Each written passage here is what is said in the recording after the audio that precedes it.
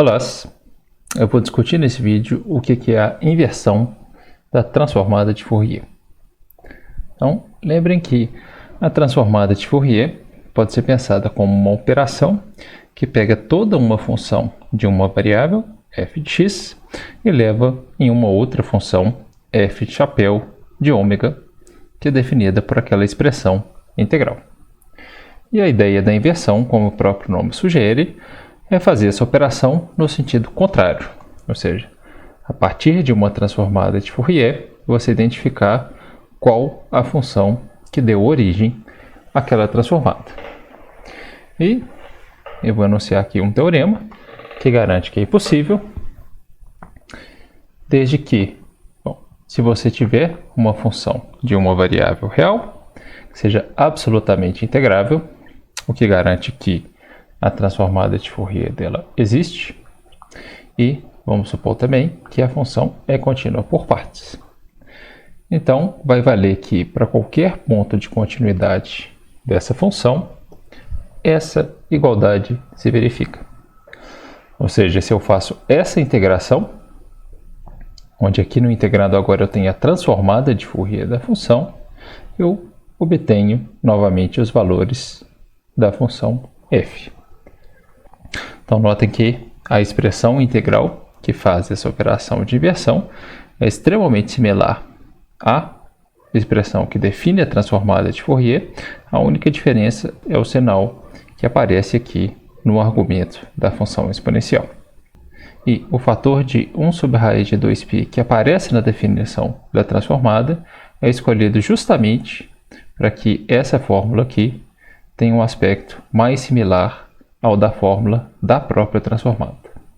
É importante mencionar que alguns outros textos adotam convenções diferentes. Na definição da transformada não tem nenhum fator numérico na frente, mas nessa expressão, no resultado desse teorema, aparece um fator numérico como esse.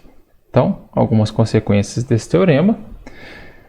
É importante frisar isso. Ele permite a gente recuperar uma determinada função a partir da sua transformada de Fourier.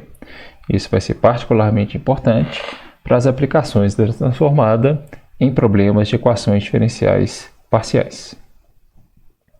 E uma outra consequência que eu quero discutir é que a gente pode usar esse resultado para calcular transformadas de Fourier de novas funções. Então, para isso, eu queria fazer uma observação importante que, por exemplo, na definição da transformada de Fourier de uma função, tipicamente a gente usa a letra x como variável da função f e a letra ômega como variável da transformada. Mas não tem necessidade nenhuma da gente usar esses símbolos especificamente. A gente pode usar qualquer outra letra para denotar a variável da f, por exemplo, a letra q, desde que a gente tome cuidado de continuar fazendo a integração nessa variável, e aqui no argumento da exponencial também tem ela. E a gente pode usar outra letra para denotar a variável da transformada de Fourier também. Isso vai ser importante para a gente entender o que acontece quando a gente toma duas transformadas de Fourier sucessivas de uma mesma função. Então, nota aqui que eu estou tomando a transformada de Fourier de uma transformada de Fourier. Esse chapéu está indicando que eu já tomei a transformada de Fourier de uma função f. Então, estou usando a letra ômega para denotar a primeira transformada de Fourier e ômega' para denotar a variável da segunda transformada de Fourier. Então, por definição, essa segunda transformada de Fourier vai ser a transformada de Fourier da primeira transformada de Fourier. Eu tenho essa expressão integral.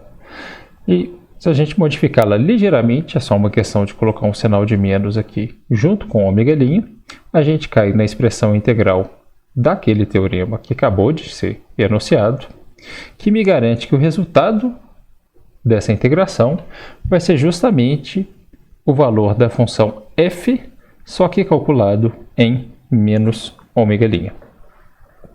Ou seja, quando eu tomo duas transformadas de Fourier, eu volto quase à mesma função original, eu só ganho um sinal de menos no argumento dela. Então a gente pode usar esse resultado para calcular transformadas de Fourier de funções novas. Deixa eu ilustrar com um exemplo. Eu já tinha discutido em outros vídeos que a transformada de Fourier dessa função f é essa função f chapéu, definida por essas fórmulas. E com esse resultado e com o que eu acabei de discutir, a gente vai ser capaz de calcular a transformada de Fourier dessa nova função. Onde eu estou entendendo que em x igual a 0, essa função vale 1. Então notem que essa função aqui é essencialmente essa função f chapéu. Eu estou usando letras diferentes para denotar as variáveis dela, mas isso não faz diferença. A única diferença real entre as duas funções é esse fator numérico. Ou seja, essa função g é um múltiplo dessa função f chapéu. E com isso eu posso tomar a transformada de Fourier dessa função g, quer dizer, tomo a transformada de Fourier dos dois lados dessa equação aqui. Então, num primeiro momento eu posso usar a linearidade da transformada de Fourier para colocar esse fator numérico para fora. E aí aqui eu tenho, novamente, duas transformadas de Fourier sucessivas, pelo que eu tinha discutido anteriormente. Ao fazer isso, eu volto à minha função original, só que com o sinal de menos.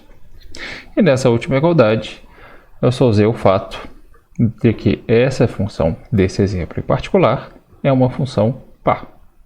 Enfim, de maneira extremamente rápida, a gente calculou qual que é a transformada de Fourier dessa função g.